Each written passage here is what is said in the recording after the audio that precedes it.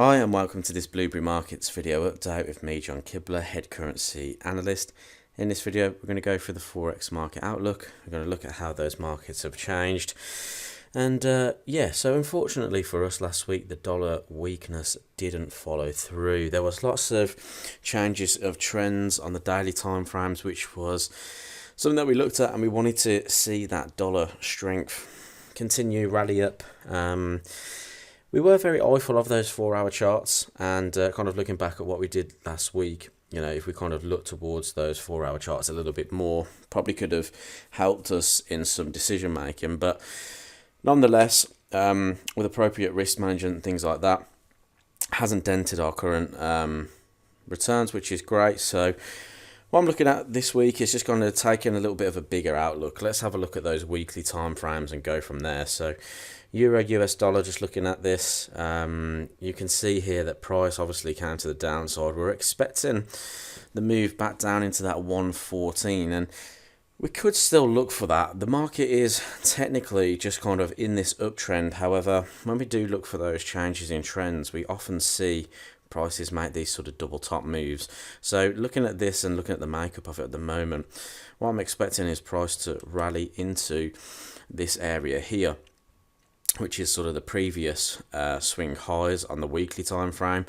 Now then it's up to the market to say, you know, are we going to see that dollar strength come in, or are we going to see a continuation of that dollar weakness? Now looking at this, we could see a short-term rally into these highs. Then if we get some kind of bearish weekly rejection, that could suggest to us that the market no longer wants to continue that uptrend, and we could see that move to the downside. Otherwise, price will break out and the trend will likely continue to the upside. So euro dollar, looking at this, short-term dollar looks to continue that weakness. And one chart that we did want to look at, or we kind of touched upon last week, was the stock markets. And we looked at the Dow, but I'm just going to look at the S&P right now, because price is looking quite in favour of the stock markets rallying, which typically would lead us into a risk on market. Now in a risk on market, we know that the Australian dollar, the Kiwi dollar, the Canadian dollar tends to continue to get stronger, and that's what we've kind of seen the markets move back to this week. And looking at the S&P on a weekly time frame, price came and retested these previous highs in here, started that trend continuation. So I'm expecting price to retest these highs through there. Daily time frame, change of trend, looks like an inverse head and shoulders pattern breakout. So what I'm kind of looking at here is the fact that price could pull back into these highs, continue its trend to the upside.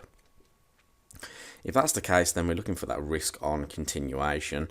We're looking for the likes of the Aussie dollar to continue higher. So if I just go take a look at Aussie USD, what we looked at last week was the fact that we had this nice bearish setup. Now what I was expecting was price to just retest these lows again, form that double bottom pattern, and then potentially continue to change trend. Unfortunately for us, it didn't happen. Market broke back to the upside.